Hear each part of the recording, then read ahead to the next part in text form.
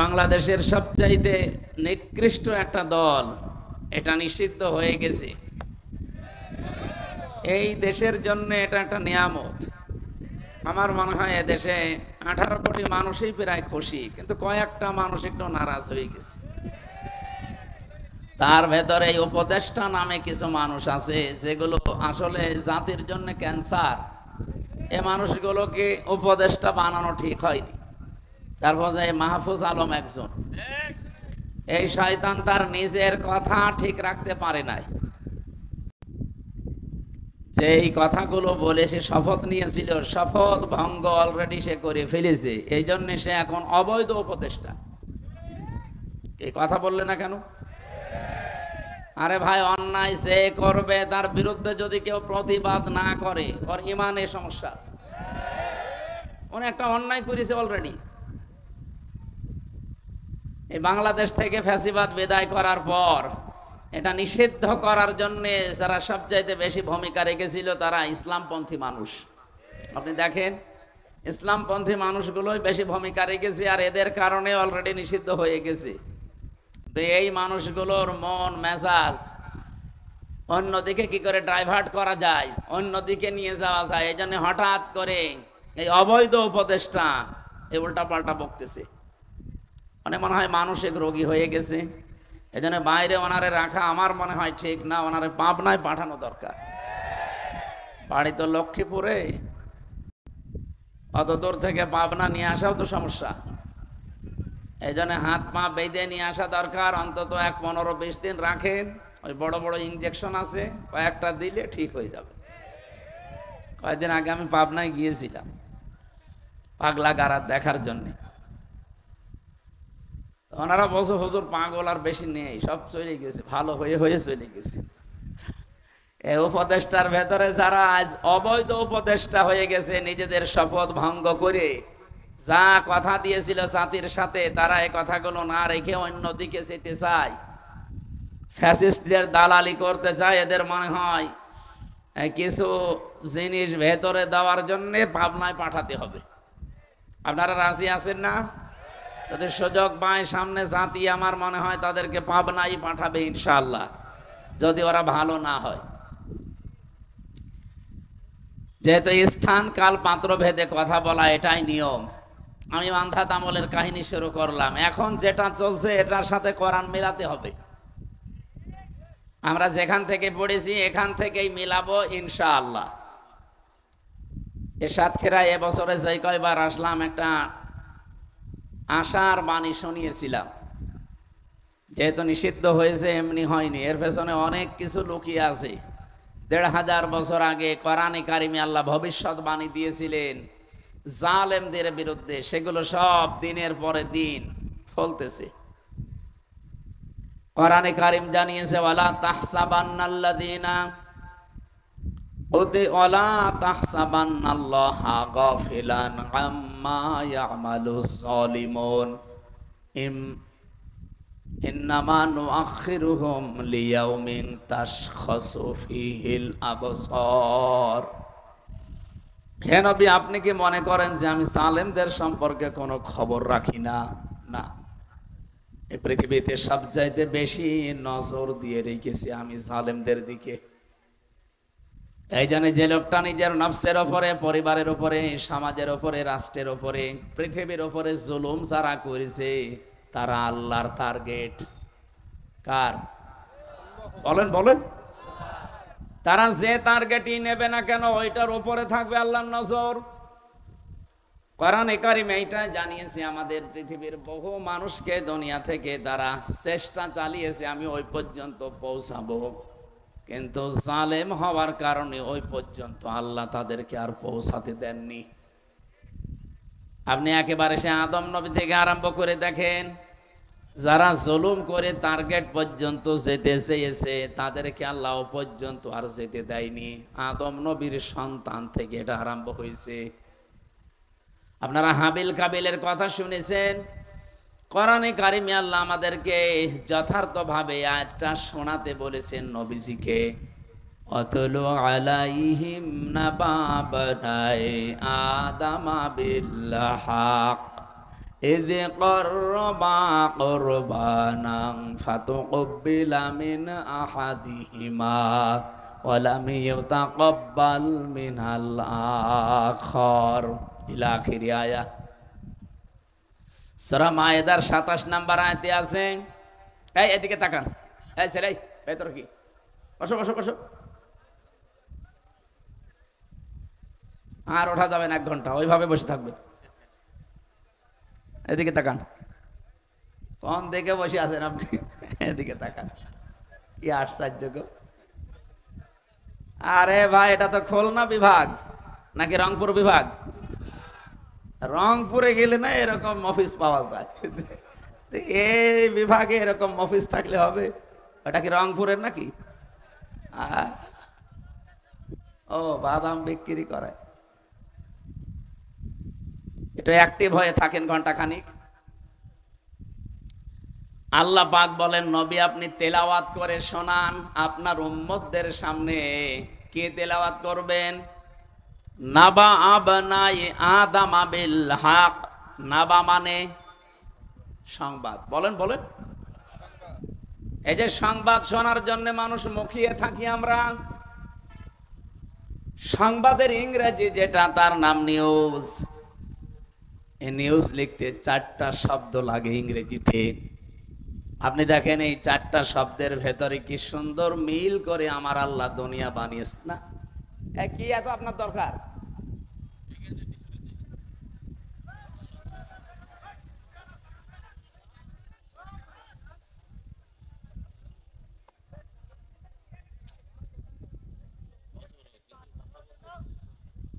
আর আপনি যদি নড়েন না, আপনার খবর আছে। ওনার মুখ মশার জন্য টিস্যু আর জায়গা পাচ্ছে না, এখানে এসেছে।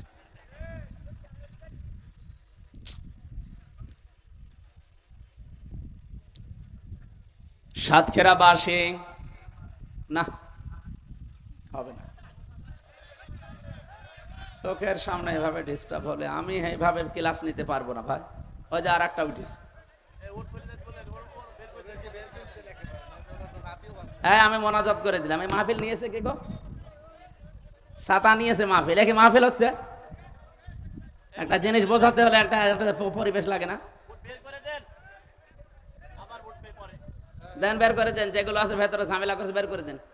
আর আসবে না, ঘরটা খানিক পরে আসবে, যাও দাও, বের করে দাও, তাড়াতাড়ি যাও।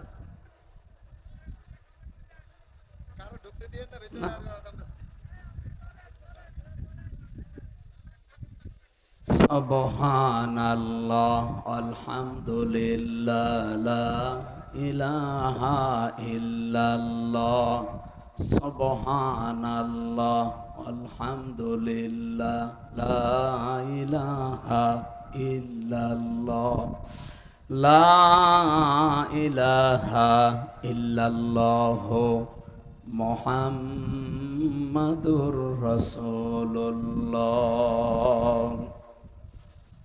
আমার ভাইরা, নাবা লিখতে যে 4টা শব্দ আমরা বলেছি, নাবা শব্দের বাংলা অর্থ দাঁড়ায় নিউজ, সংবাদ, ব্রেকিং নিউজ বলা হয় এটাকে।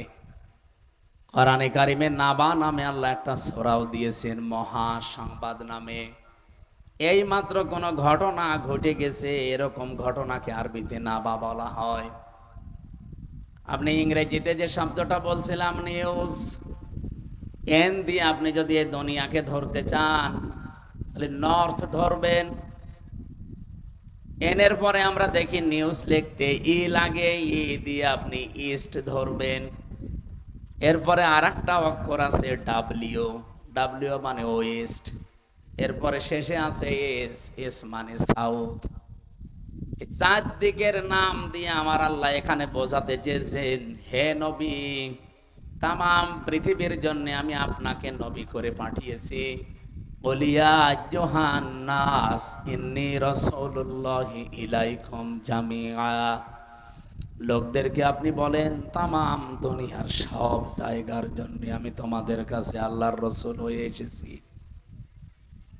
এই জন্য যত সংবাদ আপনার মাধ্যমে আমি দুনিয়ায় পাঠালাম, এটা শুধু মক্কার জন্য না, এটা শুধু আরব জাহানের জন্য না, দুনিয়া বলতে যা বোঝায় সব জায়গার জন্য আপনি সংবাদ বাহক। এই সংবাদগুলো আপনার মাধ্যমে আমি পাঠিয়েছি। যত সংবাদ এই কোরআনে দিয়েছি প্রায় 500 গুরুত্বপূর্ণ, তার ভেতরে এটাও একটা। আপনি আদম নবীর সন্তানদেরকে যে ঘটনা তারা ঘটিয়েছে দুনিয়ায়, ওই কাহিনীটা আপনার উম্মতের সামনে ওই ঘটনাটা শোনাবেন। কিভাবে শোনাবেন? বিল হাক্কি, যথাযথভাবে, যেভাবে আমি আল্লাহ বর্ণনা দিলাম এই সত্য কাহিনী, এইভাবেই শোনাবেন। আপনি স্মরণ করেন তো তারা দুইজন কি করেছিল? তাদের নিয়ে জীবনে একটা কোরবানি আমি আল্লাহ শরীয়তের বিধান দিয়েছিলাম। আমাদের যেমন পশুর গলায় ছুরি দেওয়া লাগে, ওই জামানায় পশু জবাই করে ওরা চাটিয়াল ময়দানে রেখে আসতো। যার টাকা হালাল, যার সম্পদটা বৈধ, আগুন ঝলক আসতো আগুনের, আকাশ থেকে ওটা পুড়িয়ে ফেলতো। মানুষজন বুঝতো যে এই লোকটা আসল ভালো মানুষ, এর সম্পদগুলো হালাল। তো যারটা চাটিয়াল ময়দানে রেখে আসলে এরকম ময়দানে আগুন আসতো না। ওই এলাকার মানুষ তখন বুঝে ফেলতো যে বৈধ না, এ অবৈধ সম্পদ দিয়ে কোরবানি দিয়েছে। আমার মাঝে মাঝে এই আয়াতের দিকে তাকালে মনে হয় বাংলাদেশে যদি এই শরীয়তটা থাকতো, কত সফি দরবেশ আমরা যে ধরা খেয়ে যেতাম। কত মানুষ তো ডান হাত বাম হাত নেই, বাবা শাহজালাল সব হালাল করে উপায় করছে। কথা বলছেন এখানে? মানিত তাআমা লাইসা লাহু ফালাইসা মিন্না ওয়ালিয়াতাবাওয়া মাকআদাহু মিনান নার। মুসলিম শরীফের হাদিস। নবীজি বলেন, কোন ব্যক্তি যদি অন্যের জিনিস নিজের দখলে নিয়ে নেয় যেটা তার না, দুইটা শাস্তির জন্য সে যেন রেডি হয়ে থাকে। ফালাইসা মিন্না, ওই দিন থেকে সে আমি নবীর দলভুক্ত নেই, বের হয়ে গেছে। 2 নম্বরে ওয়ালিয়াতাবাওয়া মাকআদাহু মিনান নার, সে যেন জাহান্নামে টিকিট কেটে নিজের একটা স্থান বরাদ্দ করে নিল। বলেন নাউজুবিল্লাহ। সাতক্ষীরাবাসী কি বুঝলেন এই হাদিস থেকে? যেটা আপনার ছিল না ওটা যদি আপনি দখলে রাখেন, আপনি নবীর উম্মত আর নেই। আগস্টের 5 তারিখের পরে বাংলাদেশে বহু মানুষ কিন্তু এই হাদিসের ভেতরে অলরেডি পড়ে গেছে। এক কথা বলেন এখন, যেটা যার না সে কিন্তু জোর করে জবরদস্তি করে যেভাবেই হোক নিজের দখলে অলরেডি রেখেছে। এমনকি চাঁদাবাজি করে হলেও। এ জেলায় হয়তো এখনো আরম্ভ হয়নি, কুষ্টিয়াতে অলরেডি এগুলো অনেকেই করেছে। যারা এগুলো করেছেন, আপনি যতই বড় দাড়ি রাখেন, 5 ওয়াক্ত না স্বামী ওসমানের মতো যদি 72 রাকাত তাহাজ্জুদ পড়েন, আপনি নবীর উম্মত আর নেই, বের হয়ে গেছেন। এখানে আলেম যারা আছে জিজ্ঞাসা করে বলেন তো এদের, যে নবীর উম্মত যদি কেউ না থাকে, ও নামাজ পড়লে, রোজা রাখলে, হজ করে আসলেও ওর জানাজা জায়েজ, ও তো নবীর উম্মতই নেই। ওরে জানাজা দেবেন কি করে, কবরেই রাখবেন কি বলে? বিসমিল্লাহি ওয়া আলা মিল্লাতি রাসূলিল্লাহ বলবেন, যে আল্লাহর নামে রাসূলের দলে দিয়ে গেলাম, অত রাসূলের দলে আর নেই। এই চরিত্র এখানে যদি কারো থাকে, আমি জানি এরকম মানুষ এখানে আসে নাই, আর ওরা এখানে আসবেও না, কিন্তু এগুলো রেকর্ড হচ্ছে। তো এজন্য বলছি, কেউ যদি এরকম চরিত্রের থেকে থাকেন, ওই সম্পদ আগে ফেরত দেবেন। এক কথা বলেন এখানে। আর আপনি যদি জেনে শুনে এরকম কোন মানুষের জানাজায় যান, কবর দিতে যান, আপনিও গুনাহগার, কারণ আপনি মিথ্যা সাক্ষী দিচ্ছেন। কি এটা বিসমিল্লাহি ওয়া আলা মিল্লাতি রাসূলিল্লাহটা সাক্ষী না? কেন এই মিথ্যা কথা বলা লাগবে? 3টা বছর আমি জেলখানায় ফাঁসির ওই কন্ডেম সেলের ভেতরে মাওলানা মামুনুল হকের সাথে ছিলাম। যেহেতু দিনের বেলায় আমরা বারান্দায় এক জায়গায় বসতাম, আর রাতের বেলা তালা লাগিয়ে দিত। আমার মনে হয় 3টা বছরের প্রতিদিন উনি আমাকে কথা বলতে ভোলেননি যে হামজা, বাইরে যদি যেতে পারি কোনো বেঈমানের জানাজা পড়াবো না। বেঈমান পান কোথায় আপনি? বলে বেঈমান তো ভরা। ওই দিনে হাদিসটা শুনেছিলাম ওনার কাছে। عن أبي ذر رضي الله تعالى عنه قال قال النبي صلى الله عليه وسلم من ادعى ما ليس له فليس منا। এই যে মাঝখানে ফা শব্দটা আছে, যারা গ্রামার বোঝে, যারা পড়ায় দেখবেন ফা 19টা অর্থে আসে। আগের কোন কথা যদি আপনার জীবনে মিলে যায়, পরের যে শব্দ আল্লাহর নবী বা আল্লাহ বলতে চান ওটা মাস্ট বি আপনার জীবনে হবে। আগের শব্দ ছিল কি? মানিদ্দাআ মা লাইসা লাহু। কোন ব্যক্তি যদি এমন জিনিসের দাবি করে নিজের দখলে রাখে যেটা তার না, ফালাইসা মিন্না, সে সঙ্গে সঙ্গে আমার দল থেকে বের হয়ে গেল। বলেন তো এই দেশে আগস্টের 5 তারিখের পরে এই 9 মাসে কত মানুষ নবীর উম্মত থেকে খারিজ হয়ে গেছে? বেশি বলে ফেললাম? ঠিক আছে, মানে একেবারে 100 ভাগ ঠিক আছে। ওয়ালিয়াতাবাওয়া মাকআদাহু মিনান নার, সে যেন জাহান্নামে নিজের একটা স্থান তৈরি করে নিল। আমার হাদিসটা পড়লেই কেমন জানো একটা দলের দিকে, আপনি আবার মনে করেন না যে ওই দলকে বলছে, মানে যাদের চরিত্র এরকম আমার মন শুধু ওই দিকে টেনে যায়। এদেশে এরকম দল নেই। সে 5 তারিখের পর থেকে তারা যে আরম্ভ করেছে আল্লাহর নামে, এখনো অনেকে চালিয়ে যাচ্ছে। আজকেও একজন ধরা পড়েছে লালমনিরহাটে চাঁদাবাজি করতে গিয়ে। একজন নেতা সেই দিন বলছিল আওয়ামী লীগ তো নেই, ছাত্রলীগ তো নিষিদ্ধ, তাহলে এদেশে চাঁদাবাজি করে কে? করে কে? ফেরেশতা জিবরাইলকে জিজ্ঞাসা করেন। এক কথা বলছে না? যারা এগুলো করেছেন তাদেরকে আবার বলছে ফেরত দেন। যারটা যা নিয়েছেন, যদি একটা চুল পরিমাণ কোন সম্পদ, ফেরত দিয়ে দেন। আপনি বলেন এগুলো আমাদের কাছ থেকেও নিয়েছিল এই জন্য নিচ্ছি, হ্যাঁ এটা ঠিক আছে।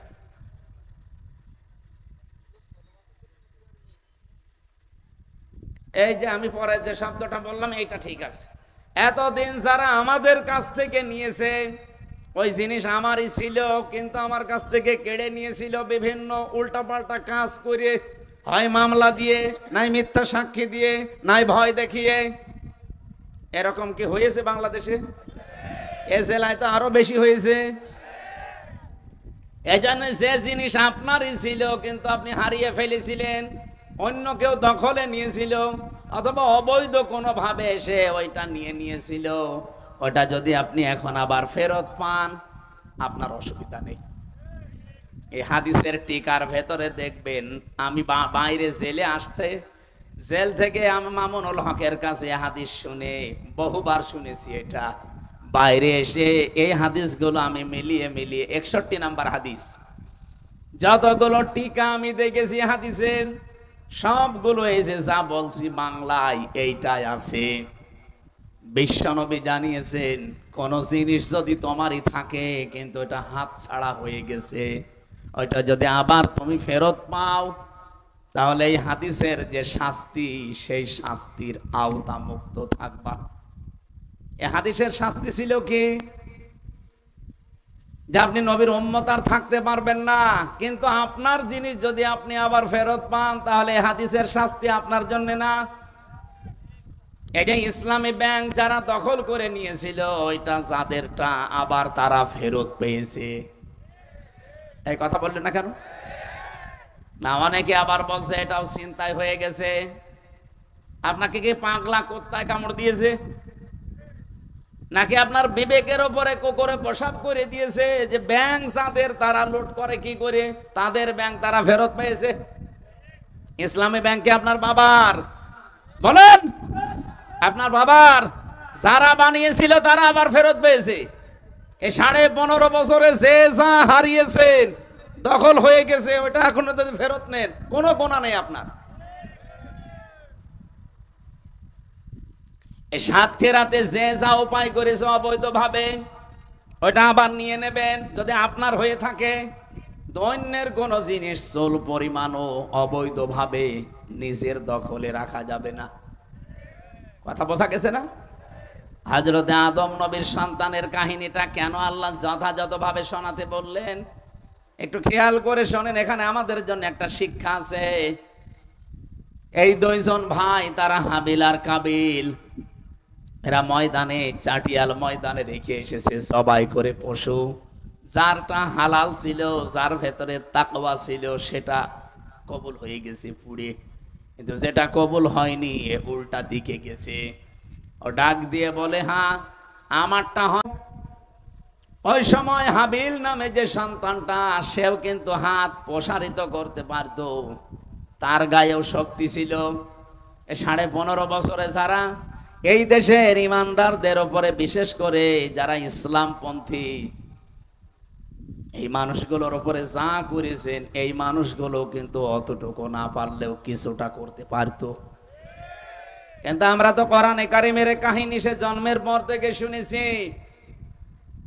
আদম নবীর সন্তান হাবিল ওই দিন বলেছিলেন, না ক্বালা ইন্নামা ইয়াতাকাব্বালুল্লাহু মিনাল মুত্তাকিন। এটা আপনাদের মাদ্রাসার মাহফিল, এখানে অনেক আলেম থাকতে পারেন। ইন্নার পরে যদি মা যুক্ত হয়, বাংলা অর্থ দাঁড়ায় একমাত্র, কেবলমাত্র, শুধুমাত্র, হবেই হবে, এরাই। 33টা অর্থ আছে। ইন্নার পরে মা যুক্ত করিয়া হযরতে আদমের সন্তান কি বোঝাতে চাইলেন? শুধু তার ভাই কাবিলকে কথা বলেননি, কিয়ামত পর্যন্ত যেহেতু এই কথাটা কোরআনে আল্লাহ দিয়ে দিয়েছেন, তার মানে তার বক্তব্যটা তামাম দুনিয়ার মানুষের জন্যই ছিল। যদিও ভাইকে উদ্দেশ্য করে বলেছিলেন, হে আমার ভাই, আপনারটা কবুল হয়নি, ওটা আপনার দোষ। আমারটা হয়েছে, এটা আপনার, আমার নেক নিয়তের কারণে, তাকওয়ার কারণে। আপনি ভালো করে শুনে রাখেন, কেবলমাত্র, শুধুমাত্র, একমাত্র যারা মুত্তাকি, তাকওয়াবান, এই মানুষগুলোর সম্পদ, এদের ইবাদত, এদের নিয়ত আল্লাহ কবুল করে থাকেন। অসাক্ষীরা বাস, আমি এতক্ষণ পর্যন্ত যেটা বোঝানোর জন্য পর্যন্ত আসলাম, তার সামারাইজ এইটা, জোর করে কোনো কিছু আল্লাহর দরবারে কবুল করানো যায় না। কবুল করাতে হলে মাস্ট বি ভেতরে তাকওয়া তৈরি করা লাগে। আর তাকওয়া কারে বলে?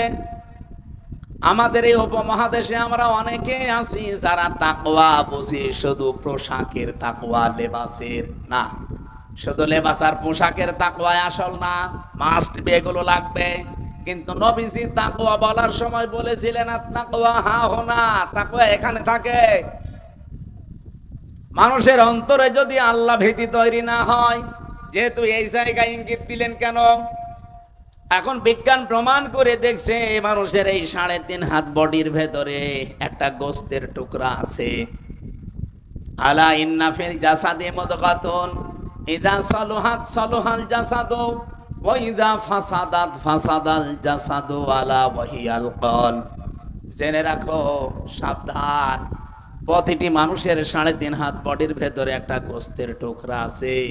ওইটা যদি ভালো হয়ে যায়, ওটা যদি সংশোধন হয়ে যায়, সালুহাত মানে সংশোধন হওয়া, তাহলে পুরা মানুষটাই ভালো হয়ে থাকে।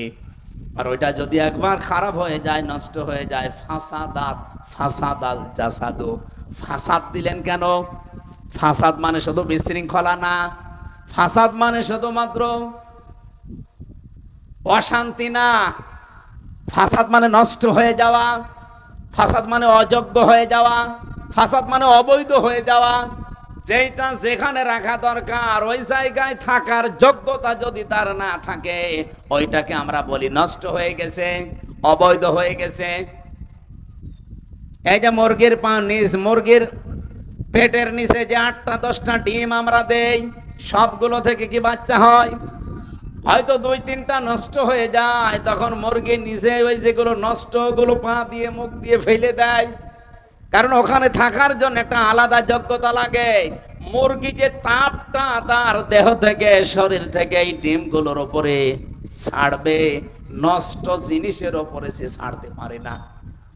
আপনি মুরগিকে একটু খেয়াল করে দেখেন, নষ্ট হয়ে গেলেও ঠকিয়ে ঠকিয়েই ফেলে দেয়। আল্লাহ তাকওয়ার ব্যাখ্যা করতে গিয়ে আধুনিক তাফসীরগুলো আপনারা যদি কেউ পড়তে পারেন, বুঝতে পারেন, যারা আলেম তো বুঝবে আমার আল্লাহ কেন তাকওয়াবানদের সম্পদ, তাদের ইবাদত, তাদের নিয়ত কবুল করে থাকেন। আর এই হাদিস আয়াতের ব্যাখ্যা করতে গিয়ে কেন এই জায়গার নাম বললেন নবীজি? কারণ ফাসাদ, ওয়াইদা ফাসাদাত ফাসাদাল জাসাদো, শরীরের ভেতরে যে টুকরাটা আছে ওটা যদি ফাসাদ হয়ে যায়, নষ্ট হয়ে যায়, অবৈধ হয়ে যায়, অযোগ্য হয়ে যায়, 33টা অর্থ আছে শব্দের, যা হবে না কেন পুরা মানুষটাই তখন খারাপ হয়ে যায়। এই জন্য প্রথমে যার নাম নিলাম ওই লোকটার অন্তর, ওই লোকটা অযোগ্য হয়ে গেছে, অবৈধ হয়ে গেছে, চেয়ারে বসার যোগ্যতায় মাহফুজ আলমের আর নেই, কারণ সে তার শপথ অলরেডি ভঙ্গ করে অবৈধ হয়ে গেছে। এই জন্য এখন অবৈধ কথাবার্তা বের হচ্ছে তার মুখ দিয়ে। শুধু একটা লোক না, আরো কয়েকটা ক্যান্সার আছে। আমি যেহেতু রেকর্ড হচ্ছে বলে বলছি, সারা বাংলার মানুষেরা সোচ্চার হওয়া লাগবে খুব বেশি। এই ক্যান্সার গুলো যতদিন থাকবে জাতি মাথা তুলে দাঁড়াতে পারবে না। আমরা চাই ওই 14 দল বাদ দিয়ে আমরা যারা এই 15.5 বছরে জুলুম, নির্যাতন, অত্যাচারের স্টিম রোলার খেয়েছি, এই মানুষগুলো এখন আর দুনিয়ার কোন স্বার্থের কারণে বিচ্ছিন্ন হলে হবে না, সব এক হয়ে থাকা লাগবে। নয়তো আপনি আবার এরকম 15 বছর না, একবারে 30 বছর পাবেন, জীবন থেকে যাবেই না। হযরতে আদম নবীর এই সন্তানের কাহিনী আল্লাহ আমাদেরকে শোনাতে বলেছিলেন। এই জন্যে আমরা যদি আজকে নিজেদেরকে পাল্টাতে না পারি, বৈধ হতে না পারি, যোগ্য হতে না পারি, এই যারা তাকওয়া শব্দের শাব্দিক অর্থ শুধু জুব্বা গায়ে দিয়ে, পাগড়ি মাথায় দিয়ে নামাজ পড়া না, জিকির করা না। তাকওয়া শব্দের শাব্দিক অর্থ যোগ্যতা। আপনি আধুনিক অভিধানগুলো দেখবেন, এখানে তাকওয়া মানে আল্লাহর ভয় শুধু লেখা নেই, কমপক্ষে 7টা অর্থ পাবেন। 1 নম্বরে তো আল্লাহর ভয়, আর একটা লেখা আছে যোগ্যতা, আর একটা লেখা আছে আল্লাহর নিষিদ্ধ কাজ ঘৃণা করে ছেড়ে দেওয়ার নাম তাকওয়া। আমি যে কথা বলতে চাই, হযরত আদম থেকে যে আরম্ভ হয়েছে, পৃথিবীর প্রত্যেকটি জাতি এখনো পর্যন্ত এটা চলছে। আমরা যেই জায়গায় পৌঁছানো দরকার ওই জায়গায় যদি আজও যেতে না পারি, আল্লাহর কসম আপনাকে আল্লাহ জায়গা মতো তুলবে না। আপনি যে টার্গেটই নেবেন না কেন, ওই টার্গেট পর্যন্ত যেতে পারেন না। আমার কথা ছিল কি মনে আছে আপনাদের? আপনারা কি ঘুমাচ্ছেন? কি কথা তুলেছিলাম? না না, কথা তুলেছিলাম আমি এইটা যে আমরা যদি কেউ জালেম হয়ে যায়, মনে করি জালেমদের সম্পর্কে আল্লাহ কোনো খবর রাখে না, শুধু হাসিনায় জালেম না, যে যেই জায়গায় যাওয়া দরকার ওখানে যদি না যায়, অযোগ্য অবস্থায় ওখানে বসে, সেও একটা জালেম। বলেন, এই 15.5 বছরে অনেকে অনেক চেয়ারে বসেছে, অথচ চেয়ারের পায়া ধরার যোগ্যতাও তার ছিল না। এগুলো চেয়ারের সাথে জুলুম করেছে। অনেক প্রতিষ্ঠানের দিকে তাকিয়ে দেখেন, এ বাংলাদেশে 1628টা চেয়ার ছিল, মেন চেয়ার। এই চেয়ারের আন্ডারে লক্ষ লক্ষ চেয়ারে মানুষ বসেছে, এর ভেতরে এরকম একজনও আছে। কিন্তু এনার তো চেয়ারে বসার যোগ্যতা নেই, ওনার ওই চেয়ারে বসা ঠিকও না। কিন্তু মামা দিয়ে, খালু দিয়ে, টেলিফোন দিয়ে এই জায়গায় বসেছিল, এরকম চেয়ার দেশে নেই। বলেন বলেন, এখন যিনি সেনা প্রধান আছে এটাও তো এরকমই। কি সে কয় লাভ দিয়ে উঠেছে আপনি বলেন? তার নিচে এখনো 3 জন হওয়ার যোগ্য ছিল, 3 জনকে মাইনাস করে হাসিনা বসিয়েছিল। এই জন্যই তো কাজ খেলে দিয়েছে। আমি মনে করেন যে আমি জালেম, আমার সম্পর্কে কোনো খবর আল্লাহর নেই। আপনি নফসের উপরে জুলুম করছেন। এই যে যারা ছাত্র ছাত্রী এখানে আছে, সারা দেশে যারা লেখাপড়া করছে, এই বাবাটা, এনার স্ত্রী, মা, এই 2 জন মিলে কত কষ্ট করে মাসে মাসে 8-10 হাজার করে টাকা পাঠায় আপনাকে। আপনি হোস্টেলে থাকেন, মেসে থাকেন, আপনি বোর্ডিংয়ে থাকেন, এখানে লেখাপড়া করে যোগ্যতা অর্জন করবেন না। মোবাইল একটা পেয়েছেন, বান্ধবী একটা পেয়েছেন, সারা দিন ওর পেছনে সময় দেন। টাকাগুলো যে আপনি জুলুম করছেন এই বাবার উপরে, আপনি টের পাচ্ছেন? আমার কথার অর্থ বোঝা যাচ্ছে? যে জুলুম করবে সে তার টার্গেটে যেতে পারবে না। একেবারে আদম নবী থেকে শুরু হয়েছিল। এই কাবিল জুলুম করেছিল, এজন্য টার্গেটে যেতে পারে নাই। ও মনে করেছিল এই আকলিমা আর মুসলিমা, আমি একে বিবাহ করব, যে কোনো কায়দায় দরকার ভাইকে মেরে ফেলে হলেও বিবাহ করব। কিন্তু তার টার্গেটে যেতে দেয়নি, একটাই কারণ, কাবিল জালেম ছিল। আর জালেম এমন পর্যায়ে পৌঁছিয়েছে নিজের ভাইকে পর্যন্ত মেরে ফেলেছে। যে এই পৃথিবীতে সর্বপ্রথম মানুষ হত্যা আরম্ভ হয়েছে কাবিলকে দিয়ে। কিয়ামতের দিন এই কাবিলের বিচার আল্লাহ প্রথম করবেন। যারা মানুষ হত্যার সাথে জড়িত তাদেরকে আল্লাহ ডাকবেন। যত রকমের অপরাধ আছে মানুষ হত্যার, সব কাবিলের মাথায় দেওয়া হবে। আর ওদেরকে সামনাসামনি হাজির করে বলবে, এটা তোদের অনুসারী। কিয়ামতের ময়দানে যারা মানুষ হত্যাকারীর তালিকায় আসবে, এই কাবিলের সামনে যারা পাশাপাশি দাঁড়াবে, আমার মনে হয় এর ভেতরে হাসিনাও থাকবে। কারণ কাবিল মানুষ মেরেছিল একজন, আর হাসিনা 2732 জন। এটা সরকারি জরিপ, এটা তো শুধু 24-এ। আপনি 13 সালেরটা ধরবেন না? এই কথা বলে না কেন? এ 15.5 বছর ধরবেন না? আরে ভাই, এগুলো তো মেরেই ফেলেছে। এগুলো তো একেবারে স্পষ্ট 57 জন অফিসার হেফাজতের আলেমদের, আর এই 24-এ।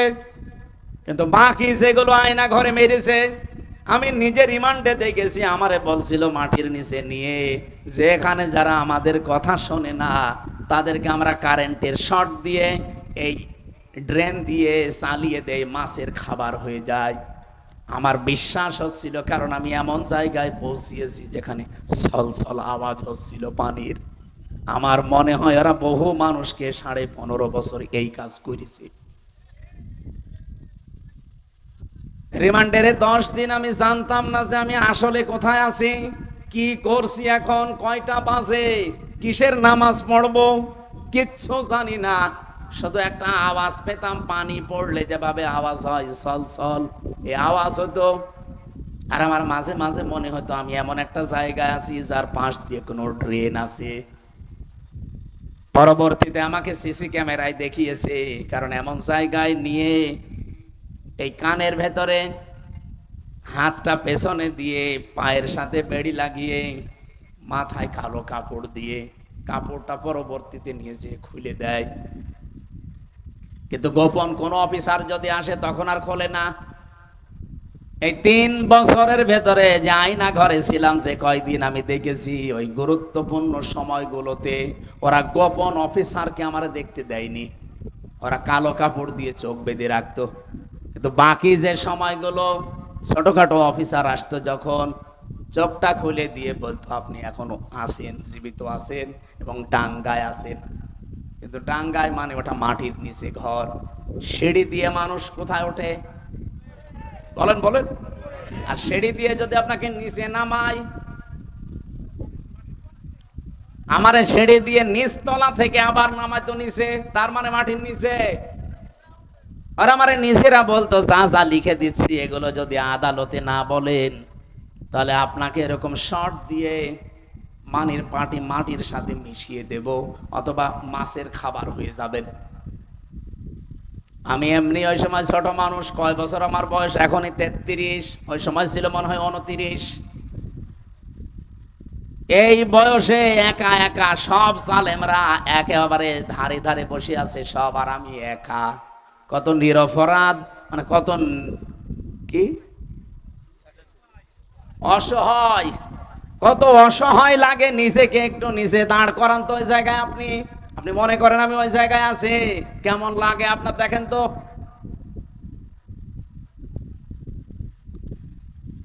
এই মানুষগুলোকে এমনি নিষিদ্ধ করা হয়নি, এদের পাপের বোঝা কোরআনে বলেছে ইন্নামা নুমলি লাহুম লিয়াজদাদু ইসমা। ওদের পাপের বোঝা পরিপূর্ণ হয়ে গেছে। তোরা একটা দুইটা মানুষ হত্যার তালিকায় থাকলে তো হয়, এ কত মানুষ আয়না ঘরে আমি জানি ওরা বিদায় হয়ে গেছে। কেউ 7 মাস 8 মাস পরে একবার খোঁজ পেত যে এখন আমাকে ডাকবে। 7 মাস 8 মাস পরে একবার ডাকে, এই হামজা। এমনকি কেউ 10 বছর 12 বছর 14 বছর পড়ে আছে, এদিকে 3.5 হাত, এদিকে সর্বোচ্চ 1.5 হাত, এতটুকু জায়গায় একটা মানুষ 14 বছর পড়ে আছে। লোকটা জানে না যে এখন কোন বছর, এটা যে কয় সাল চলছে তার জানা নেই, এটা যে কোন মাস সে জানে না, এটা যে কি বার চলছে সে জানে না, এখন কয়টা বাজে ওটাও জানে না, এমনকি ওর নিজের নাম কি ও তাও ভুলে গেছে। আপনি বলেন তো, একটা মানুষকে যদি 10 বছর কেউ না ডাকে, ওর নিজের নামও কেউ ডাকে না, ও যাকে জানে না যে আমার নাম কি, ওর নাম মনে থাকবে কি করে? আমার নাম তো ডাকা লাগবে নাকি? কেউ ডাকে না। আর এত বড় বড় নখ হয়েছে তো মানুষের, 4 মাস 5 মাস পরে একবার একটা ব্লেড দেয় না, ওই যে নেল কাটার, ওইটা দেয়। ব্লেড ব্যবহার করা নিষিদ্ধ। ওরা মনে করে ব্লেড দিলে যদি আবার গলায় পোঁচ দেয়। এত বড় যাদের নখ হয়ে গেছে, চুল দাড়ি গোপ দেখলে মনে হবে আপনি প্রথমে এসে জঙ্গল থেকে বেরিয়ে আসতেছে। ওরাই দেওয়ালের সাথে এভাবে লিখতো খোসা খোসা আঙ্গুল দিয়ে যে ভাই যদি কেউ বাইরে যেতে পারেন, আমার এই হালকা মোবাইল নাম্বারটা একটু বাইরে জানাবেন যে আমি বেঁচে আছি।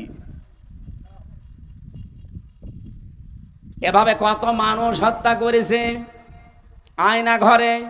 আরে 15.5 বছরে অবশ্যই একজন গুরু ছিল, ঠাকুর ছিল, অবশ্যই একজন হুকুমদাতা ডাইরেক্ট ইনডাইরেক্ট ছিল। বলেন, কোরআনে কারীম জানিয়েছে কিয়ামতের দিন যে সর্বপ্রথম কাবিলের বিচার শুরু হবে, কারণ সে খনি।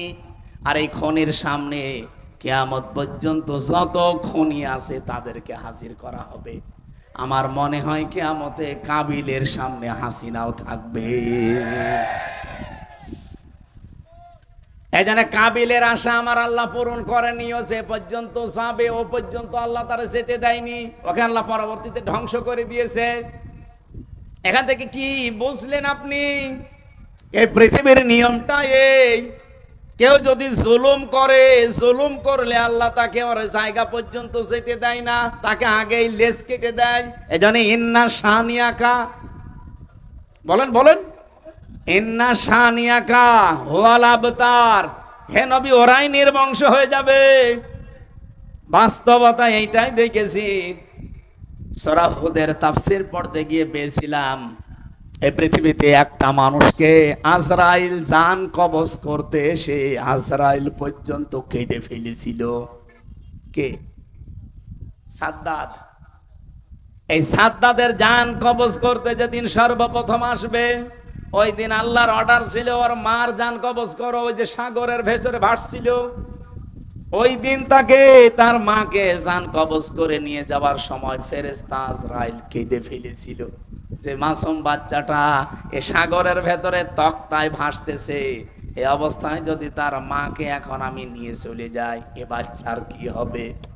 আল্লাহ বলেন কি হবে ওটা তোমার বিষয় না, ওটা আমার বিষয়, নিয়ে আসো ওর মাকে। এই দিন আজরাইল কেঁদে ফেলেছিল। এটা তাফসিরে তাবারির ভেতরে পাবেন। দ্বিতীয় নম্বরে আজরাইল কেঁদেছিল এই লোকটাকে সেদিন ও জান্নাত উদ্বোধন করবে। সেই দিন জান্নাতের মেন গেটে ফেরেশতা আজরাইল ফকিরের বেশে বসে আছে, ডাক দিয়ে বলে আমার সাথে একটু কথা বলা লাগবে। সাদ্দাত বলেছে কে তুমি, এখানে আসলে কি করে? বলে কানটা একটু নিচু করেন ঘোড়ার পিঠ থেকে, কানে কানে বলতে চাই। কান যেই নিচু করে দিয়েছে, মুখ নিয়ে বলছে আমি কিন্তু দুনিয়ার সাধারণ কোন ফকির না, আমি ফেরেশতা আজরাইল, আমি এসেছি তোমার জান এই মুহূর্তে কবজ করার জন্যে।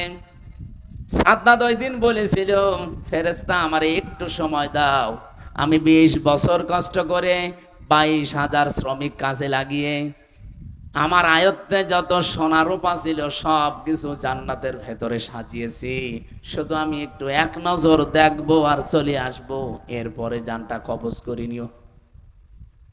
ফেরেশতা আজরাইল ওই দিনে যে এই কথাই বলেছে, এদিকে তাকান, এই কথাই ওই দিন বলেছিল, ইযা জাআ আজালুহুম লা ইস্তাখিরুনা সাআতাও ওয়া লা ইস্তাকদিমুন। এই পৃথিবীতে প্রত্যেকটি মানুষের জন্য, জীবের জন্য হায়াত নির্ধারণ করা আছে। সময় যখন হয়ে যাবে, ও লোকটা 1 সেকেন্ড আগেও মরবে না, 1 সেকেন্ড পরেও মরবে না। সুতরাং সময় আমার হাতে আর নেই। তুমি জান্নাত ঘুরে এসে তারপরে ধরা দেবে না, জান্নাতের মেন গেটেও ঢুকতে পারবে না। ও জান্নাতের মেন গেটের যে চৌকাঠ ছিল, ওই চৌকাঠে পা দেওয়ার আগেই ঘোড়ার পিঠ থেকে পড়ে গেছে, জান শেষ। তাফসিরে মুফাসসির এখানে লিখতে চেয়েছেন, আমি বললাম তাবারিতে আছে, আপনি একটু বাড়িতে যদি পারেন দেখেন শিক্ষার জন্য। মুফাসসির বলেন, তার যে এত আশা, এত আকাঙ্ক্ষা, এত কষ্ট সহ্য করে বানানো জান্নাত, সে আজকে প্রবেশ করতেও পারে না, উদ্বোধন করতেও পারলো না। কেন জানো? কারণ এই জান্নাত বানাতে গিয়ে যত জুলুম, অত্যাচার, নির্যাতন দেশের মানুষের উপরে করেছিল, তার ভেতরে একজন বিধবা মেয়ে লোক ছিল। একটা বিধবা মেয়ে লোকের স্বামী নেই, মা বাবা নেই, একদিকে এতিম আর একদিকে বিধবা। এই মহিলার শুধু 1 টুকরা স্বর্ণ ছিল, ওর পেয়াদারা যে বলে ওইটাও দেওয়া লাগবে, বাদশার স্বপ্ন পূরণ করা লাগবে, সে জান্নাত বানাচ্ছে। ও বলেছিল এটা নেবেন না, না ওটা লাগবেই। জোর করে যখন নিতে গেছে, তখন মেয়েটা মাটিতে গড়াগড়ি দিয়েছিল। ভালো করে খেয়াল করবেন, এখানে একটা শিক্ষা আছে। ওই দিন মেয়েটা বরদোয়া দিয়েছিল, রব্বুল আলামিন ইত্তাকি দাওয়াতাল মাজলুম ফাইন্নাহা লাইসা বাইনাহু ওয়া বাইনাল্লাহি হিজাব। নবীজি জানিয়েছেন, হে পৃথিবীর মানুষেরা, যা করো কিন্তু মাজলুমের বরদোয়া থেকে বেঁচে থাকবা, কারণ মাজলুমের বরদোয়া আর আল্লাহর ভেতরে কোনো পর্দা থাকে না। মেয়েটা ওই দিন মাজলুম অবস্থায়, অসহায় অবস্থায়, একদিকে এতিম আর একদিকে বিধবা, এরপরে অসহায়, এরপরে মাজলুম। দোয়া করে বলেছিল, মাবুদ আমার শেষ সম্বলটুকু যে জালেম কেড়ে নিল, তার স্বপ্ন সাত তুমি পূরণ করতে দিও না। মুফাসসির লিখেছেন 7টা পয়েন্টের এটা একটা পয়েন্ট। ও যে জান্নাত উদ্বোধন করতে পারে নাই, চৌকাঠও স্পর্শ করতে পারে নাই, এর পেছনে ওই বিধবা এতিম মেয়ে লোকটার বরদোয়া লেগেছিল। আপনি কথা বুঝেছেন কিনা আমি জানি না, আশা করছি আপনি বুঝেছেন। এই লোকটা জালেম হওয়ার কারণে মাত্র একটা বিধবা, অসহায়, এতিম, মাজলুম, তার বরদোয়া লেগে থাকার কারণে এত বড় বিশাল বাদশা তার স্বপ্ন পূরণ করতে পারে নাই। এ 15.5 বছরে যারা দায়িত্বে ছিলেন, নিজেদের গদি ঠিক রাখার জন্য, ক্ষমতার চেয়ার রাখতে গিয়ে কত মানুষের চোখের পানি ঝরিয়েছেন আপনি বলেন। কথা বলেন না কেন? আপনি আমার মায়ের চোখের পানি ফেরত দিতে পারবেন? আমার ওই ছোট মেয়েটার চোখের পানি ফেরত দিতে পারবেন? 1 দিন 2 দিন না, তারা তো 3 বছর প্রতিদিন আশায় থাকতো আজকে হামজা আসবে। আমি এখন একটা ভিডিও দেখে নিজে কান্নাকাটি করি। আমার ওই ছোট মেয়েটা চাতক পাখির মতো প্রতিদিন চেয়ে থাকতো যে আমার বাবা মনে হয় এই চলে এসে আমারে কোলে নেবে। দেখতে দেখতে তার জীবন থেকে 3টা বছর পার হয়ে গেল। মাত্র 7 মাস রেখে এসেছিলাম, জেল থেকে বের হয়ে গিয়ে দেখি ওর বয়স প্রায় 4 বছর হয়ে গেছে। আমার চেনেও না ওই সময়, আর ভুলে গেছে। যেদিন জেল থেকে বাড়ি যেয়ে পৌঁছালাম, ওই দিন আমার হাত ধরে বলছো, হুজুর আমাদের বাড়ি চলেন। আমি যে ওর বাবা, ও আমারে আর চিনি না। এখনো পর্যন্ত মেয়েটা স্বাভাবিক না, যে 1টা বছর হতে চলছে, এখনো কাছে আসতে চায় না। ও দুঃখ পেতে পেতে ছোট মানুষটা পাথর হয়ে গেছে। আমার মতো হাজার হাজার হামজার মায়ের চোখের পানি, সন্তানের, স্ত্রীর কত আর্তনাদ এই জালেমের চোখ চেয়ারের সাথে লেগে আছে আপনি বলেন। সাদ্দাদের পেছনে মাত্র মনে করেন একটা মহিলার চোখের পানি মিশেছিল, আর্তনাদ। এই জন্য আল্লাহ যদি তাকে টার্গেটে পৌঁছাতে না দেয়, এরা যারা 41 সাল টার্গেট নিয়েছিল, পৌঁছাবে কি করে? লক্ষ লক্ষ মাজলুমের চোখের পানি, আর্তনাদ এ চেয়ারের সাথে লেগেছিল।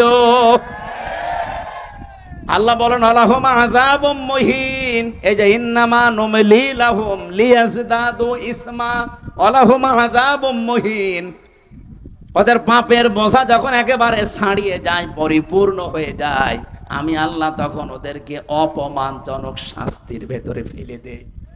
আজ কি অপমান আপনি বলেন, এর চাইতে আর কি অপমান হবে? আজকে ভারতে সংবাদ সম্মেলন করছে একজন অ্যাডভোকেট, সে বলছে এই নরকের কীট, এই হাসিনার জন্য আমাদের 18.5 কোটি মুসলমানের সাথে, বাংলাদেশের নাগরিকদের সাথে আমাদের ভারতের সম্পর্ক খারাপ।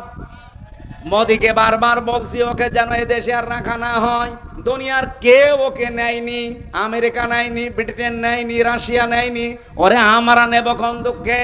ও যদি নিজের দেশে যেতে পারে যাক, না হলে ও যেন এই দেশ থেকে বেরিয়ে মরে যায়। আমি আসার সময় ভিডিও দেখছিলাম, অ্যাডভোকেট বলছে ও যেন মরে যায়। তামাম দুনিয়ার 257টা দেশ তাকে নিতে কেউ রাজি না, শুধু স্বামী বলে একটু নিয়েছে, তাও তো বৈধ স্বামী না, অবৈধ। কারণ এই দাদার সাথে যদি এখন বিয়ে দেওয়া লাগে, দাদার আবার মুসলমানি দেওয়া লাগবে। আরে বুড়ো বয়সে মুসলমানি আপনি হাসাম পাবেন কোথায়? বুড়ো হাসাম লাগবে না, এরকম যুবক মানুষ দিয়ে কাটতে দেবেন, দেখা যাচ্ছে আগা কাটতে যে গুড়া কেটে ফেলবে। বুড়ো হাসাম আপনি পাবেন কোথায়? এখন আছে, সাতক্ষীরায় থাকলে পাঠিয়ে দেন। দাদার আগে মুসলমানি দিয়ে নিক, এরপরে কবুল পরে। কেউ রাজি হচ্ছে না। এই যে আমি আলাহুমা আযাবুম মুহিন সূরা আলে ইমরানি পড়েছিলাম, আল্লাহ তাকে নিকৃষ্ট শাস্তির ভেতরে ফেলবে, একেবারে খাপের খাপ আল্লাহ ফেলে দিয়েছে। এই জন্য কোন মানুষ যদি জুলুম করে, জালেম যারা, তাদেরকে আল্লাহ টার্গেট পর্যন্ত যেতে দেয় না, তার আগেই তার লেজ কেটে দেয়। এটা পৃথিবীতে হয়েছে, কিয়ামত পর্যন্ত এইভাবে হবে। এই জন্য কেউ কারো উপরে জুলুম করবেন না। এখনো অনেকে জুলুম করছেন। বাংলাদেশ জামাত ইসলামী এটা একটা মাজলুম দল। ওই 71-এর 47-এর এ সমস্ত ধোয়া তুলে যদি এদের উপরে আপনি আবার অবিচার করেন, এই 54 বছর দেখলেন না যে বাংলাদেশের চরিত্র ভালো কাদের?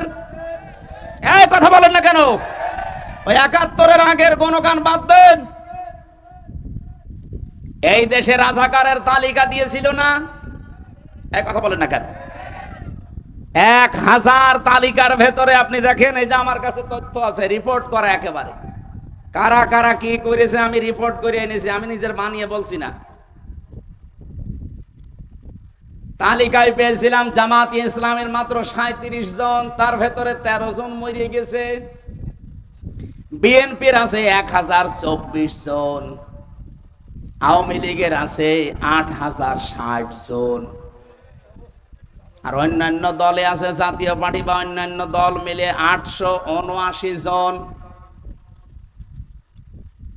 15 ডিসেম্বর 2019 তৎকালীন মুক্তিযুদ্ধ বিষয়ক মন্ত্রী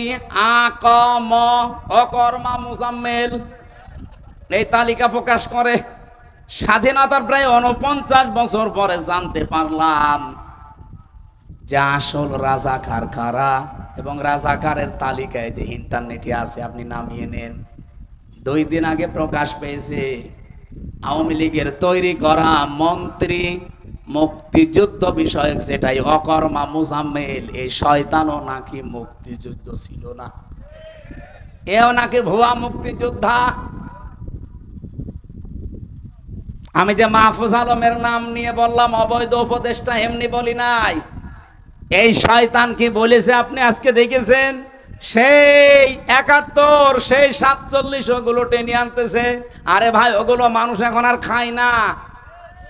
এই 54 বছরে দেশের মানুষ অলরেডি প্রমাণ পেয়েছে যে আসলে মন থেকে দেশের মানুষ ভালোবাসে কারা। আর ওয়াজ করা লাগবে কি দিয়ে আপনাকে বলেন? মাওলানা মতিয়ার রহমান নিজামী কালকে তাকে ফাঁসি দিয়েছে, কালকের দিনে। আল্লাহ ঠিক কালকের দিনেই তাদেরকে নিষিদ্ধ করেছে। কোরআনে পড়েছিলাম ইন্নাহুম ইয়াকিদুনা কায়দা ওয়া কিদু কায়দা ফামাহিলিল কাফিরিনা আমহিলুহুম রুয়াইদা। হে নবী, অবশ্যই তারা ষড়যন্ত্র করে আর আমি তাদেরকে ঢিল দেই। ওরা ষড়যন্ত্র করেছিল 2016 সালের এই মে মাসের 10 তারিখে রাত 10টা 1 মিনিটে। আল্লাহ পাক ঠিক সেই সময়টাই মনে রেখেছেন। দেখেন, ঢিল দিতে দিতে 9 বছরের মাথায় মে মাসের 10 তারিখে রাত ওরা 10টা 1 মিনিটে করেছিল ফাঁসি, এরা 11টা 5 মিনিটে নিষিদ্ধ হয়ে গেছে। অমাকারু অমাকার আল্লাহু আল্লাহু খায়রুল মাকিরিন। ওরা মকরবাসী করে, ষড়যন্ত্র করে, আর আমি আল্লাহ নিজে কৌশল করি।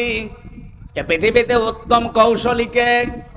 এই জন্য পৃথিবীর মানুষ যে যাই পরিকল্পনা করুক না কেন, ভাবুক না কেন, আমরা একজনকে মহা পরিকল্পনাকারী মনে করি।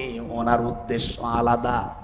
আমাদের মন যদি সত্যি ফ্রেশ হয়, আমাদের ঈমান যদি সত্যি খাঁটি হয়, নিয়ত যদি সহি থাকে, আল্লাহর কসম এ দেশ আর কোনোদিন কোনো জালেম শাসন করতে পারবে না।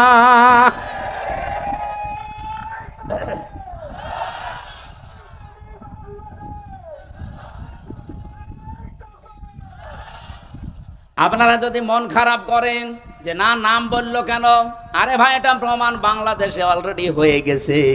মাওলানা মতিউর রহমান নিজামী মন্ত্রী ছিলেন, শুধু এমপি না, মন্ত্রী ছিলেন। মন্ত্রীর চেয়ার 5 বছর চালিয়ে 36 টাকা রাষ্ট্রকে ফেরত দিয়েছে। এর চাই তার কি প্রমাণ লাগবে বাংলাদেশে আপনার কাছে বলেন? আমরা তো সবাইকেই দেখেছি। আরে আমার নাই 33 বছর, আমি নাই সব না দেখলে এ মুরব্বী তো দেখেছে। জিজ্ঞাসা করে দেখেন তো, এই 54 বছরে যারাই গেল পরপর 1972 সালের 10 জানুয়ারি থেকে 74 সালের 15 আগস্ট পর্যন্ত, এই যে 2 বছরে 40,000 মামলা হয়েছিল বাংলাদেশে। কিন্তু জামাত ইসলামের একজনের বিরুদ্ধেও কোনো মামলা আপনি দেখাতে পারবেন না। তখন কিছুই বললেন না কেন? কি শক্তি আপনাকে বাধা দিয়েছে? আপনাকে বলা লাগবে? আমি যা তথ্য বলছি সব নিজে পড়েছি, ইতিহাস। 1972 সালের জানুয়ারির 10 তারিখের সকাল 11টা থেকে তালিকা শুরু হয়। 74 সালের 15 আগস্ট পর্যন্ত 40,000 মামলা হয়েছিল এই দেশে। স্বাধীনতার বিপক্ষে যারা যারা আছে, বিরোধিতা করেছে 40,000। একটা মামলায় কোনো জামাত নেতার নাম নেই।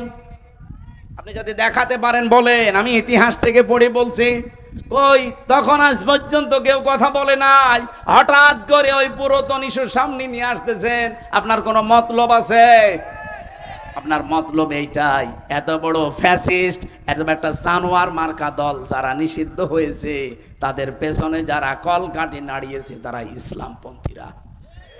আপনি দেখেন, এই 3 দিনে যারা ছিল সব মুসলমানের সন্তানেরা।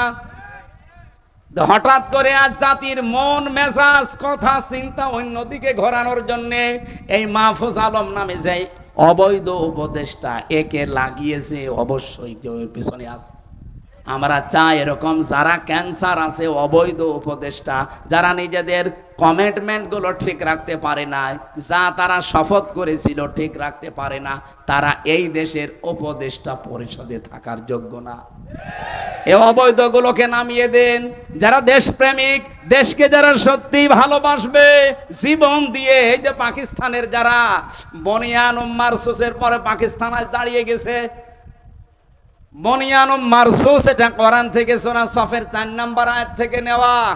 আল্লাহ বলেন, ইন্নাল্লাহা ইউহিব্বুল্লাযীনা ইউকাতিলুনা ফি সাবিলিহি সাফফান কান্নাহুম বুনিয়ানুম মারসুস।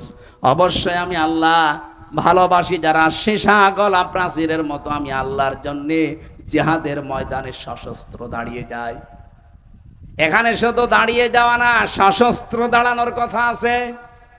কান্নাহুম বুনিয়ানুম মারসুস, যারা সশস্ত্র একেবারে সীসা গলা প্রাচীরের মতো দাঁড়িয়ে যায়। পাকিস্তান 3 দিনে এত বড় জায়গায় এমনি পৌঁছায়নি। আপনি ইতিহাসগুলো 3 দিনের দেখেন। 40 জন নারী পুরুষকে তারা সই নিয়েছে, আল্লাহর নামে শপথ বাক্য পাঠ করিয়ে পাঠিয়েছে। এই বনিয়ানুম মারসুসে এই অপারেশনটা করার জন্য যান। ওরা আল্লাহর নামে শপথ নিয়ে বিদায় নেওয়ার সময় প্রত্যেকটা ক্যাপ্টেনের আর্মির মার বাবা প্রশাসনকে জানিয়েছে, আমার এই ছেলের যদি সামনে গুলি লাগে নিয়ে আসবা, পেছনে গুলি লাগে নিয়ে আসবা না, সাগরে ফেলে দিবা, বন জঙ্গলে ফেলে দিবা, ও ছেলে আমার দরকার নেই।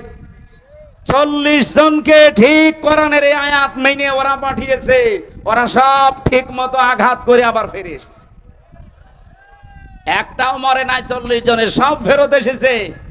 মাঝখান থেকে এই গরুর মদ খাওয়া আর এই শুকর খাওয়া জাতি একটা একটা করে সব বিড়ালের মতো কুকুরের মতো মরে পড়েছিল। এমনি নমো নমো নমস্কার দিয়েছে।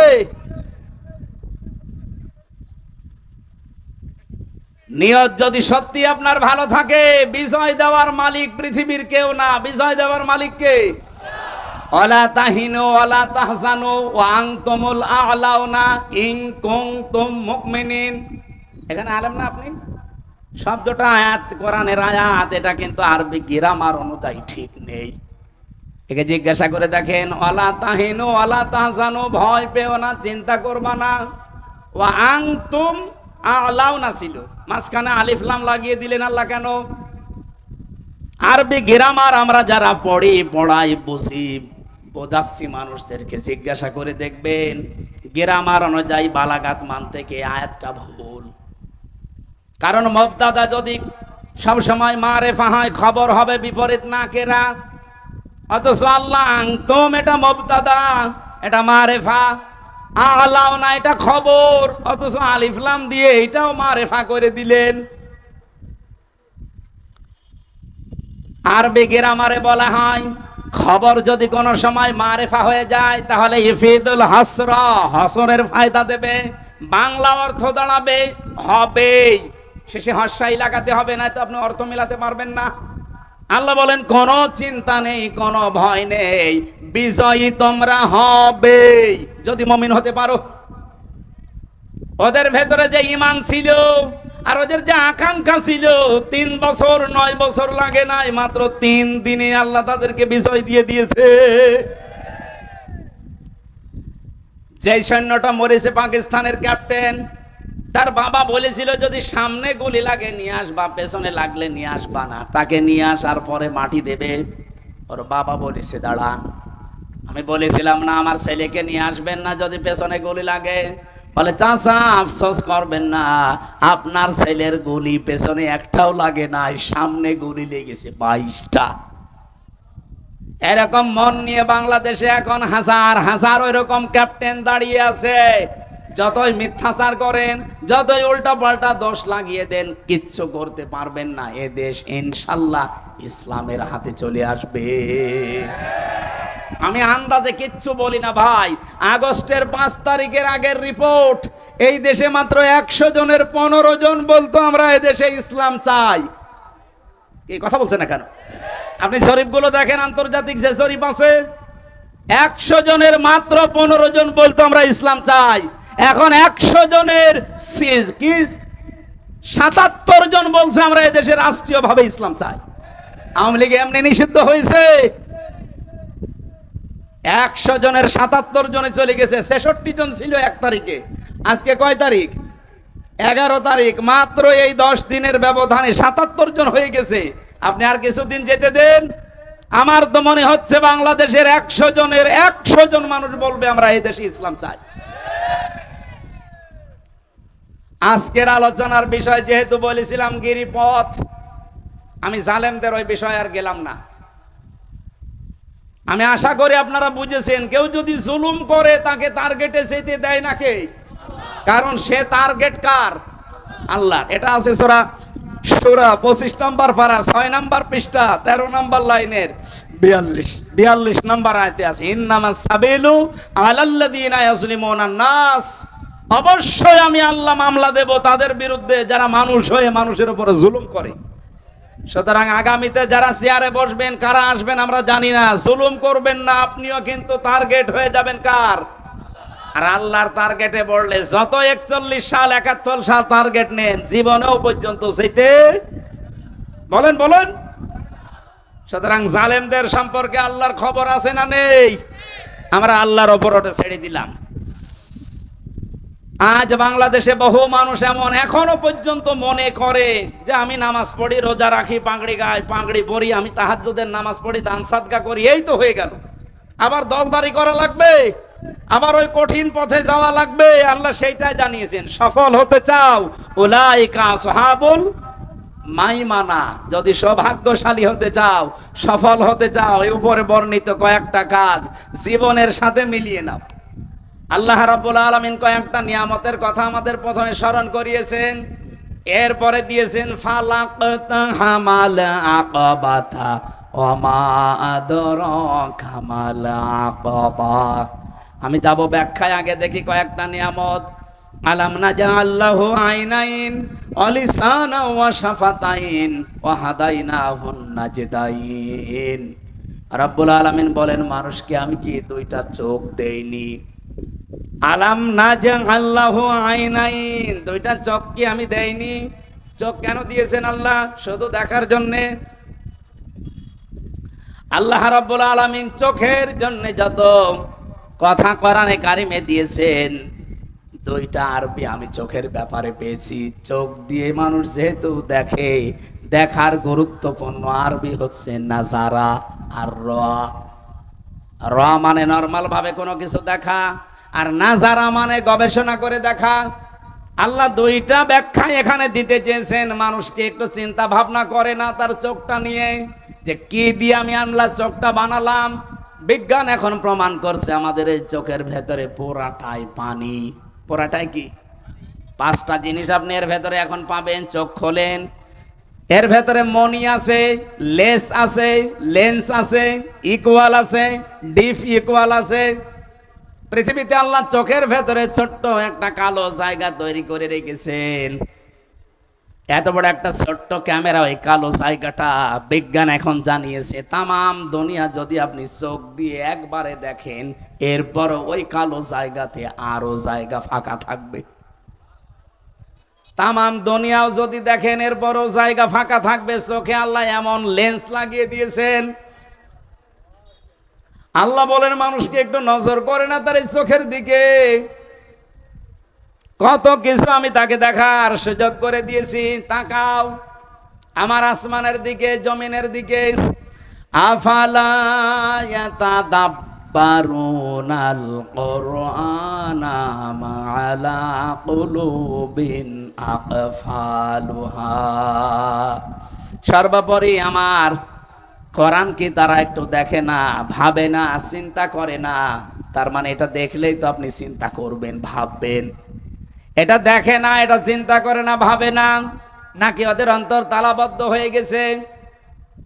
ইন্না ফি খালকিস সামাওয়াতি ওয়াল আরদ ইখতিলাফিল লাইলি ওয়ান নাহার লা আয়াতিল লিউলিল আলবাব। আসমান জমিনের দিকে একটু তাকাতে পারো না? আমি এগুলো তো অনর্থক বানাইনি। এর ভেতরে চিন্তাশীল যারা, এদিকে তাকালে তাদের চিন্তার খোরাকি মিলবে। আমি আল্লাহ তাদেরকে সবচাইতে গুরুত্বপূর্ণ দুইটি জিনিস পুরা শরীরের ভেতরে, তার নামই চোখ। এই চোখের দিকে একটু যেন সে নজর করে। চোখে আবার নজর করে কি করে? চোখই তো মানুষকে নজর করে দেখবে, তাকাবে, যে চোখের ভেতরে আবার নজর কি? আফালা ইয়ানজুরুনা ইলাল ইবিলি কাইফা খুলিকাত। নাজারা শব্দের ব্যাখ্যা বলছিলাম না, শুধুমাত্র দেখার নাম নাজারা না, গবেষণা করে দেখার নাম নাজারা। উঠের দিকে আল্লাহ তাকাতে বললেন, নজর দিয়ে গবেষণার দৃষ্টিতে একটু তাকাও, কেমন ভাবে মরুভূমির জাহাজ বানিয়ে রেখেছি। একটা একটা করে এখানে প্রায় আমি 89টা জিনিস পেয়েছি তাফসিরে। শুধু এই যে নাজআল্লাহু আইনাইন, আপনি চোখ দিয়ে কি কি দেখতে পারেন আর কি কি নিতে পারেন ওখান থেকে। অলিসানা ওয়া শাফাতাইন, আমি কি মানুষকে একটা জহব্বা দেয়নি, ঠোঁট দেয়নি, এই যেটা দিয়ে মানুষ কথা বলে?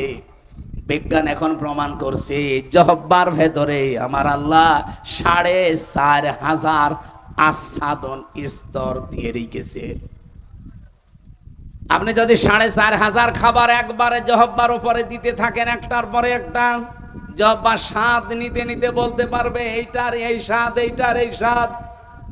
বাস্তবে এই পৃথিবীতে আজ পর্যন্ত আমার যতটুকু দেখা চোখে, যতটুকু পড়াশোনা করে পেয়েছি 220 প্রকারের উপরে কোনো খাবার আমি এই পৃথিবীতে পাইনি।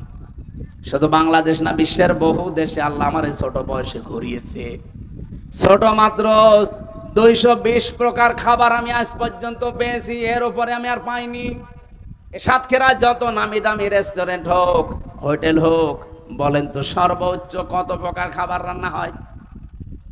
নাই 25-30 প্রকার। আমি গাজীপুরে একটা হোটেল পেয়েছিলাম নিরিবিলি, ওখানে 180 প্রকার খাবার রান্না হয়। হোটেলের মালিক তো তামিয়া আমার একটা মাহফিল নিয়েছিল, ওরে বললাম ভাই যা আছে সব নিয়ে আসেন। খাবার একটা একটা করে নিয়ে আসছিল।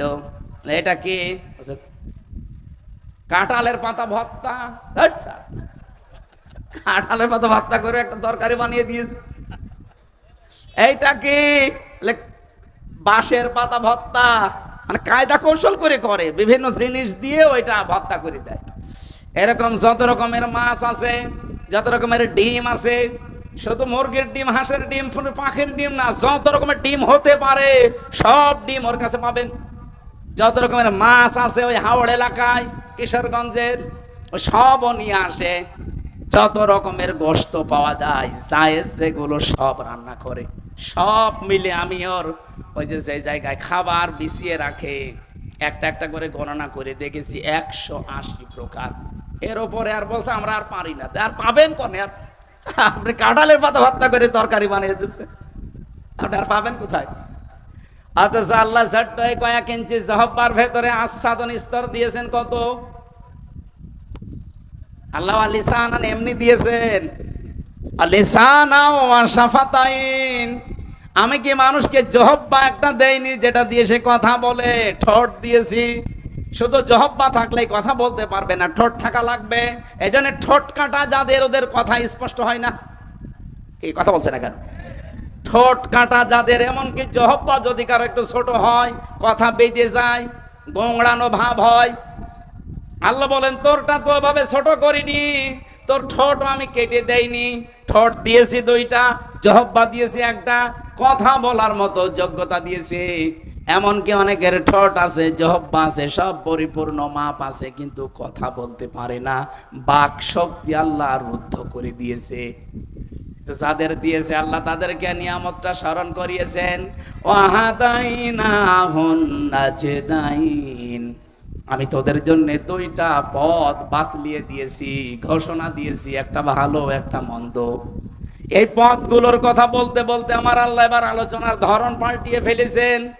ফালাকতাহামাল আকাবাতা ওয়া মা আদরাকা মাল আকাবা। হে নবী, আপনাকে কিসে জানাবে ওই ঘাঁটি সম্পর্কে, ওই গিরিপথ সম্পর্কে, যেই গিরিপথ পাড়ি দিয়ে জীবনের সফলতা নিয়ে আসা যায়। এইবার আমার আসল কথা শুরু হচ্ছে।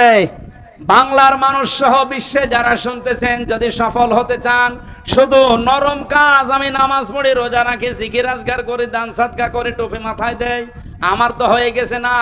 আপনি সফল হতে হলে গিরিপথ পাড়ি দেওয়া লাগবে, ঘাঁটি অতিক্রম করা লাগবে। আল্লাহ সেই ঘাঁটিটার কথা জানিয়েছেন, ওমা আদরাকা মাল হুতামা। হে নবী, আপনি কি জানেন ওই ঘাঁটি কি? ফাক্কু রাকাবা। সেটা হচ্ছে দাস মুক্তিকরণ। এইদিকে তাকান। এই বাংলাদেশে যারা সফল হবে, যাদের সফলতার চাবিকাঠি আল্লাহ বলেছেন, তারা হচ্ছে ওই মানুষ যারা মানুষকে দাস মুক্ত করার চেষ্টা করে। দাস মুক্ত মানে এই পৃথিবীতে মানুষ আমরা দাস কার? আরো জোরে। আল্লাহর দাসত্ব বাদ দিয়া যারা মানুষ হয়ে মানুষের দাসত্ব করেন। কত মানুষের দাসত্বের গোলামের জিনজির আমাদের গলায় পরিয়ে দেওয়ার জন্য অনেকে চেষ্টায় আছে। এই ভারত এই 54 বছর এইটাই করেছে। আমরা যেন তাদের আজ্ঞাবহ হয়ে থাকি না। এই বাংলাদেশে আজ তারা সফলতার মুখ দেখবে, যারা মানুষকে মানুষের দাসত্ব থেকে মুক্ত করে আল্লাহর দাসত্বে নিয়ে আসার চেষ্টা করছে। আমার কথার অর্থ বোঝা গেছে? 2 নম্বরে কি?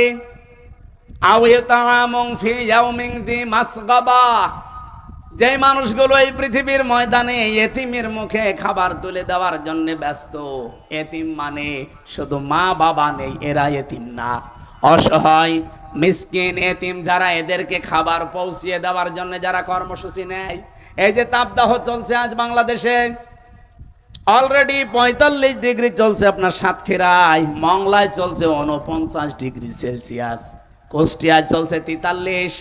মানুষের না বিশ্বাস উঠে যাচ্ছে। আর সারা বাংলাদেশে প্রায় 34 জনের উপরে হিট স্ট্রোক করে হাসপাতালে, অনেকে মরেই গেছে। এই কঠিন অবস্থায় আজ যারা মানুষের পাশে দাঁড়িয়েছে, আপনি বলেন। কুষ্টিয়ায় দেখলাম বাংলাদেশ জামাত ইসলামের পক্ষ থেকে স্যালাইন, পানি আর শরবত নিয়ে এই পথচারী যারা আছে, যারা খেটে খায়, তাদেরকে দিয়ে দিয়ে আসতেছে। এরা সফল হবে না, আপনি হবেন। আপনার এরকম কোন কর্মসূচি দেশে আছে? বলুন, আপনার কি আছে এরকম কর্মসূচিতে? এতিমাং যা মাকরাবা, করিব থেকে শব্দটা এসেছে। যারা এতিম, নিকট আত্মীয় যারা, তাদের খোঁজ খবর নেয়। আজ কত মানুষ এখানে আমরা আছি, এমন ভালো মানুষ মনে হয়, নিজের বোন গরিব মানুষ, পরিচয়ও দেয় না, তার বাড়িতেও যায় না। অথচ আত্মীয়, ধর্ম আত্মীয়, সে যশোর বেনাপোলে চলে যাচ্ছে প্রতি মাসে মাসে 5 দিন করে। না সাতক্ষীরা এসব নেই? ইয়াতিমাং যা মাকরাবা, যারা নিকট আত্মীয়র খোঁজ খবর রাখে, এই কর্মসূচি যাদের আছে।